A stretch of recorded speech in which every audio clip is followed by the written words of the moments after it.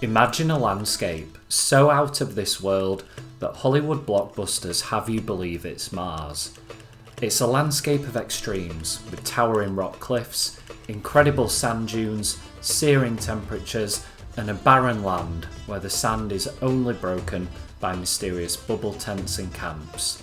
This is the incredible desert at Wadi Rum.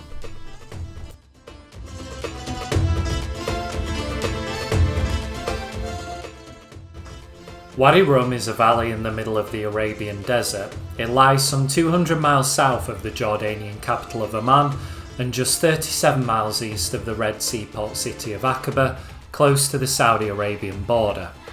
Hitting the desert highway, it's a couple of hours drive down from Petra, where I spent an incredible day exploring and hiking the treasury, the monastery and the high place of sacrifice.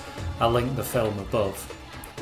Arriving at the visitors centre, I caught my first glimpse of the area watching as jeeps raced off into the desert.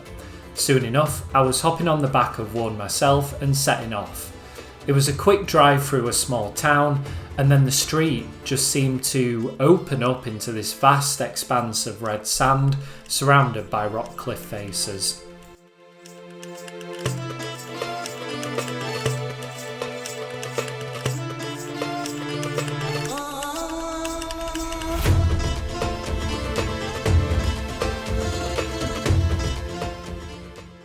Our first stop was a small Bedouin tent at the bottom of a hiking trail up to Lawrence's Spring, a natural spring high up in the rocks.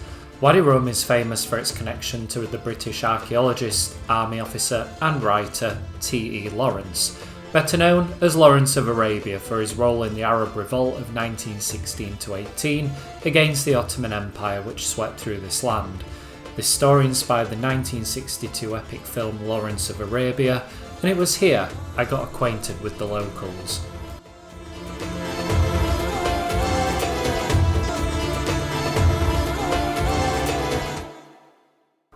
Sporting some brand new headgear, I was now fully prepared for a desert adventure, with temperatures here nearing 40 degrees Celsius. The next stop was a large sand dune, where barefoot I made the climb up.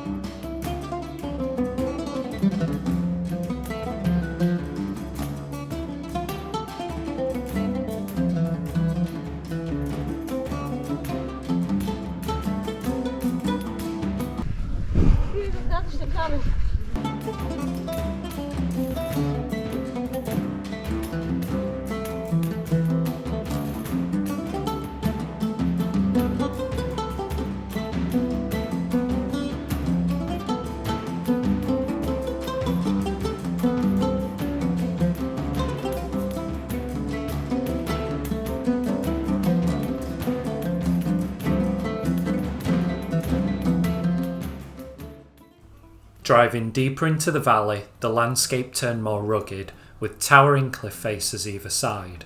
As well as jeep safaris, stargazing, camping and glamping, Wadi Rum is a hotspot with rock climbers who come from all over the world to attempt the cliff faces. Some though, like Frouth rock bridge, is one rock formation that can be easily climbed, and it offers views across the red, barren desert.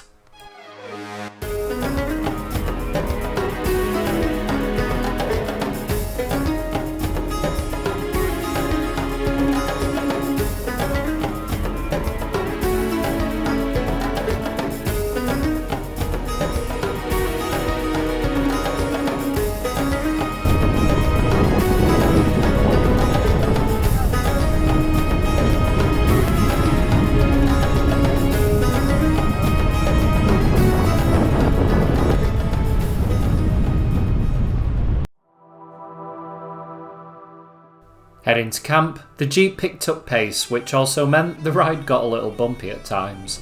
From our front row seats on top, time was passed by spotting camels at the side of the trail and gazing at each unique rock formation. Then, after a day of dunes, off-roading and taking in the landscape, we arrived at camp.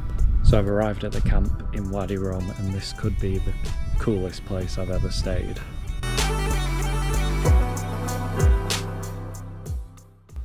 Stepping inside this glamping cabin, designed like a traditional Bedouin tent, I was shocked at just how comfy this room was. There were 2 very cosy single beds, great pillows, a couple of chairs and even a desk. And most importantly, and there's even air conditioning in the desert. Oh.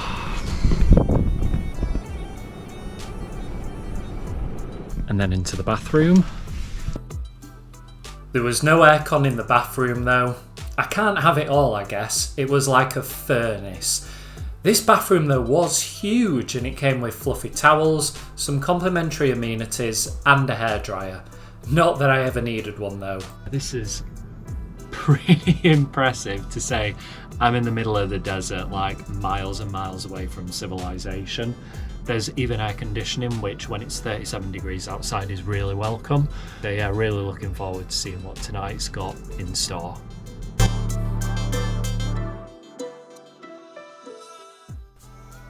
After a well-needed shower and change, it was time to check out the rest of the camp.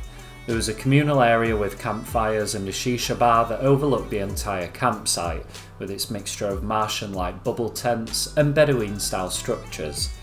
As the sun set, the changing colours of the sand and mountains was absolutely incredible. Zarb is a traditional Bedouin underground oven where food is slow cooked for hours in the ground over hot coals. This was what we was going to be having for dinner. Getting the food back out though is a bit of a performance. The sand is scraped away, followed by the blankets. Then the lid is unscrewed and lifted off. And then it was time for the main event. Out it comes with lamb, chicken, vegetables and rice, all slow cooked together for several hours, and it was delicious with all those Middle Eastern flavours served alongside salads, breads and dips. Then, after dinner, all there was left to do was sit out with the new travel buddies and watch the stars come out, swapping stories at the side of a campfire.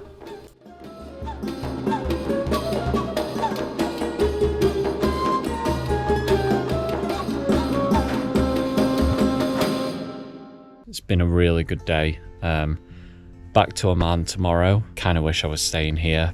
So yeah, say good night now.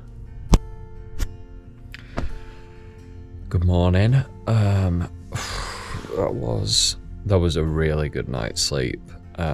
Such a comfy bed. It's really nice and quiet and peaceful down here. I don't want to leave. After breakfast, there was time to say a quick see you later to the locals, who seemed quite content with laying in the morning sunshine. Then it was time to jump back on the jeep and set off for the visitors centre. Wadi Rum is a must when doing a trip to Jordan.